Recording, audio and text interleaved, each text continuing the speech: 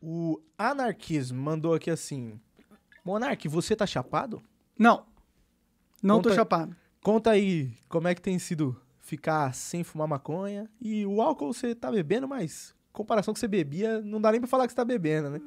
Comparação do que eu bebia, realmente, é que eu tava muito estragado, velho. Eu tava num... A gente não percebe quando a gente tá num momento, né? Mas eu tava meio desregulado totalmente. Abusando muito de muitas drogas. Álcool, maconha. A sorte minha é que eu fico nessas duas só. Não... Tem a nicotina também que eu fumo.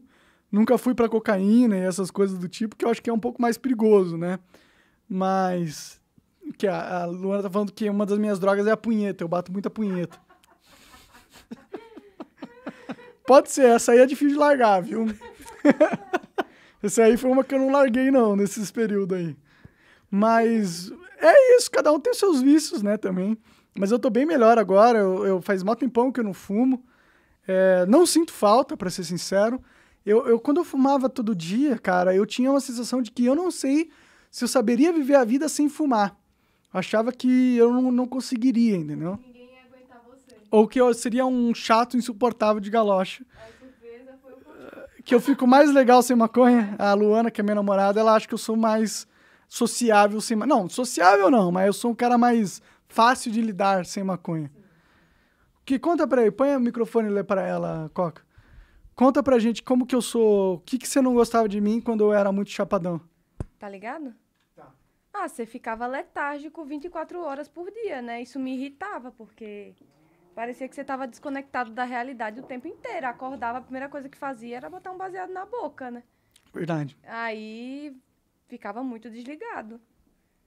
Não se Eu preocupava parecia com um as bobão? coisas ao redor. Tipo, as coisas aconteciam e você tava nem aí. O gato, sei lá, vomitava e você demorava a perceber, ou não tomava uma atitude, não resolvia as coisas. Isso mudou? Mas você tá mais, tipo, quando você vê que o gato tá engordando, você já começa a dar uma freada, você já presta atenção nas coisas. Você não fica o dia inteiro viajando na maionese, alguém fala com você, você escuta. Antes você ficava no fone e não ouvia. Hoje eu chamo, você escuta, você vai. A preguiça diminuiu também. Não que, né? Não que não exista, né? Não que, Ainda. não que não exista, mas a preguiça também diminuiu. Mas teve um momento que quando eu parei, eu fiquei difícil de lidar? Ah, sim, o Bruno deu uma tiltada, uma surtada depois que parou de fumar. Fica irritadíssimo, né? Porque é normal o efeito. Como é que chama? Abstinência? É, abstinência, né? Eu fico a flor da pele com o nervo, né? Qualquer coisinha me irrita, eu já explodo, né?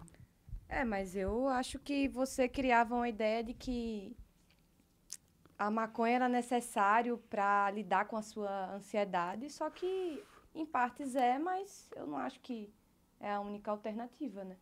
Você vai... Tem o álcool, né?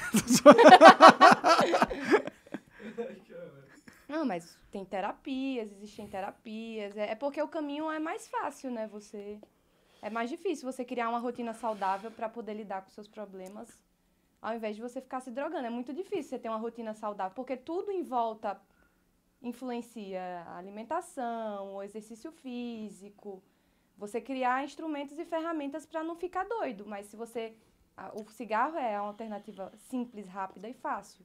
Se você tem um problema e ao invés de tentar lidar com ele, você fuma e você anestesia aquela sensação, é muito mais simples do que você ter que criar toda é como se fosse toda uma engrenagem, um sistema para poder... Tipo, eu não fumo, não bebo e você vê. Se eu já acordo tarde, eu já não me sinto bem, eu já fico... Mas você é totalmente diferente de mim, né? Nesse sentido. Você é uma pessoa bem organizada e disciplinada. Mas né? eu não nasci assim, disciplinada e organizada. Foram instrumentos que eu fui criando ao longo do tempo para não ficar doidona e surtada. Você vê, eu faço terapia, eu faço atividade física, eu me alimento bem, eu acordo cedo. Então, é todo um ecossistema, a palavra, que é criado para você conseguir não ficar maluco. Mas, por isso que eu falo com você sempre, tenta não ficar num ambiente Mas eu sou mais doido que todos vocês. Tenta não ficar num ambiente desorganizado. Eu acho que isso faz mal pra pessoa. Você tá com um monte de lixo em volta. Eu tenho essa habilidade, né, Lu? Você tem. E eu não sei como você consegue. Tipo, acorda e fica naquele quarto que não bate sol. Eu acho que... Aí por isso que eu sempre acordo, abro as coisas, deixo o sol entrar, que é pra arejar, ponho cheirinho. Pra me acordar, né, também. Pra acordar. A Luana, ela viajou, ficou 12 dias fora lá em Aracaju, que é a cidade natal dela. E aí eu nunca desregulei meu horário. Faz tempo que eu não desregulava tão fortemente meu horário, assim. Aí eu fiquei pensando, por que será, né? Por quê, né? Porque eu não deixo ele dormir mais do que, tipo, ele acorda meio-dia. Se acordar mais, perde o horário do almoço, aí vai almoçar 3 horas da tarde. E hoje as pessoas, elas acham que manter uma organização de organizado não é importante, entendeu? Quer ficar tomando remédio. É que é gostoso usando pra droga. caralho acordar tarde, meu. E Nossa, outra, eu me eu sinto gosto muito muito. mais bem mentalmente na madrugada. Eu sinto que na madrugada eu tô mais esperto mesmo, mais Mas isso é vício, mais isso é ativo. costume. Mas é sempre desde que eu fui criança, entendeu? É algo assim minha, talvez eu sou um cara noturno. Tipo, eu sei que dentro quando a gente tava na mata, quando a gente se desenvolveu na mata, quando a gente não tinha sociedade e tal, existiam alguns seres humanos que trocavam o horário mesmo, porque era necessário que pessoas da sua tribo ficassem acordadas à noite para cuidar de predadores ou de tribos inimigas invadirem. Então, existe um mecanismo evolutivo que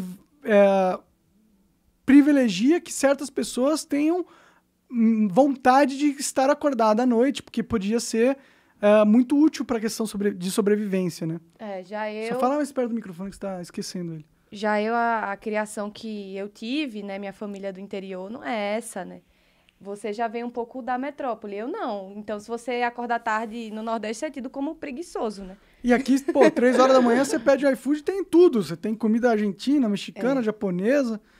Lá em Curitiba, por exemplo, deu 10 horas da noite, você não tinha iFood mais aberto. Então, essa é uma vantagem da vida metropolitana, que eu gosto muito. Eu fui pro interior, fui pra Mais ou Piaçabuçu, tinha 5 restaurantes no iFood. E 2 estavam abertos, então eu tinha 2 opções no iFood. Pô, é bizarro como o iFood não é popular fora de São Paulo, Rio, né, cara? Não, mas é até mais do que os outros, o pessoal conhece. É porque... Que outros, né? Uma cidade pequena, não tem muitas opções. Eu tava lembrando hoje que o Bruno não sabia o que era uma cavalgada. Aí eu tive que explicar pra ele o que é uma cavalgada, porque você vê, a diferença cultural é muito grande, né? Lá, uma cidade pequena que não tem shopping, o divertimento do pessoal do interior é a cavalgada. Pegar um monte de cavalo, colocar um caminhão com caixa de som na frente.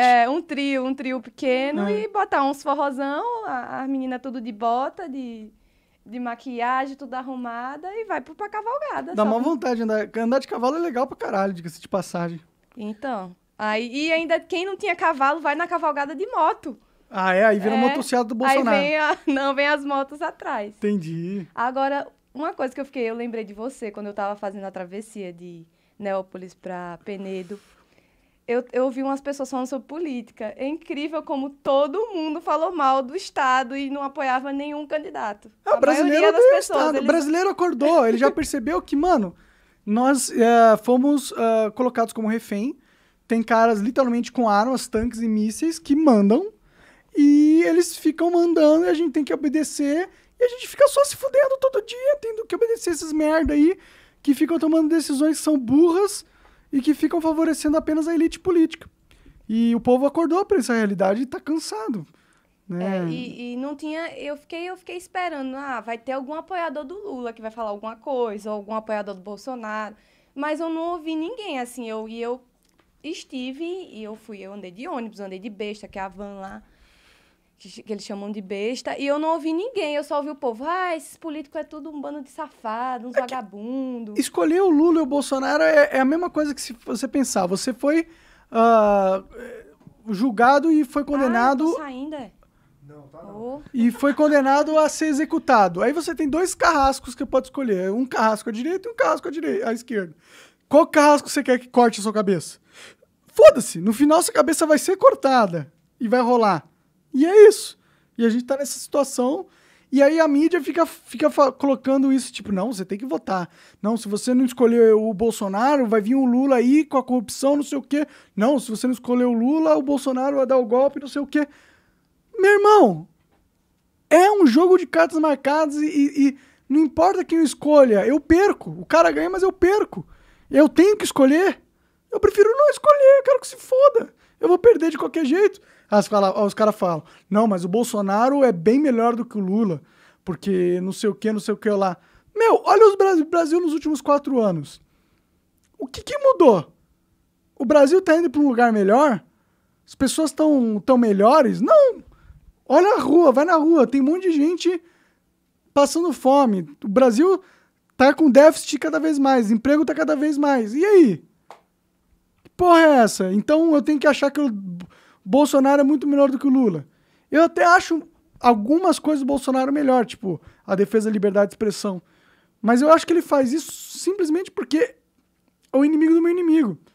Ele vê que ele está sendo caçado politicamente pela liberdade de expressão dele, e aí ele se torna um aliado dessa causa, mas não é que ele é bonzinho, ou que ele realmente se importa, é porque está atrapalhando ele.